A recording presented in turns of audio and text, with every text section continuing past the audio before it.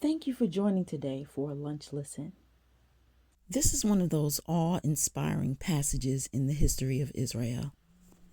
Verses 4 and 5 are called the Shema.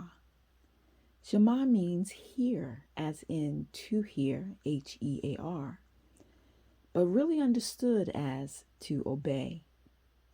The Shema is the name given to Israel's statement of faith. Yeshua, Jesus, points to this passage in Matthew 22, Mark 12, and it's also referenced in Luke chapter 10. Two things stand out to me in these verses. Number one, Yahweh is after the devotion and reverence of his people. He has them remind themselves, first thing, that he is to be the sole object of their worship, and or that he is unique, meaning superior, among the gods other nations worship. And number two, following Yahweh's ways in obedience communicates allegiance and love to him. Allegiance and love brings blessings as a consequence. I'd say the same is true on this side of the cross. Yeshua told his followers, "If you love me, you will obey my commandments." Deuteronomy 6, starting at verse 4. Hear, O Israel, the Lord is our God. The Lord is one. You must love the Lord your God with your whole mind, your whole being, and all your strength.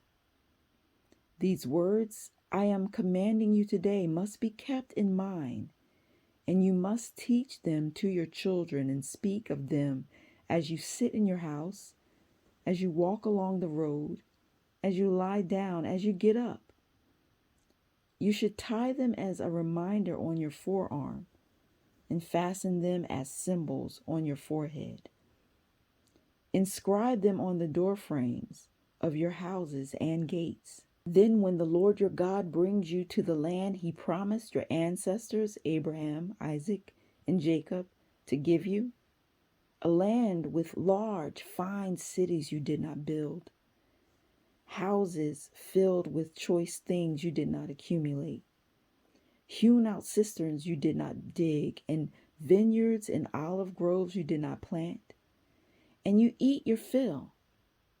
Be careful not to forget the Lord who brought you out of Egypt, that place of slavery. You must revere the Lord your God, serve him, and take oaths using only his name.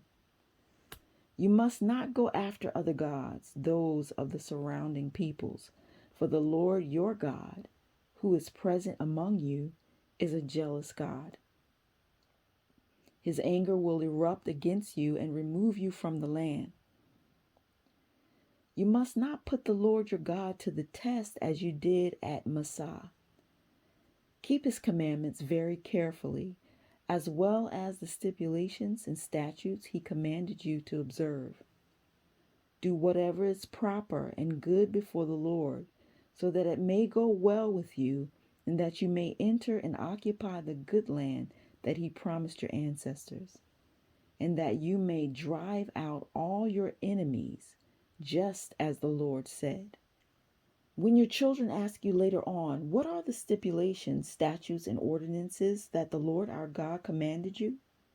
You must say to them, we were Pharaoh's slaves in Egypt, but the Lord brought us out of Egypt in a powerful way.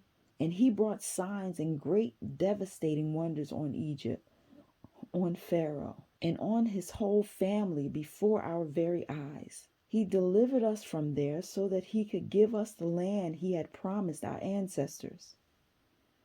The Lord commanded us to obey all these statutes and to revere him, so that it may always go well for us, and he may preserve us, as he has to this day.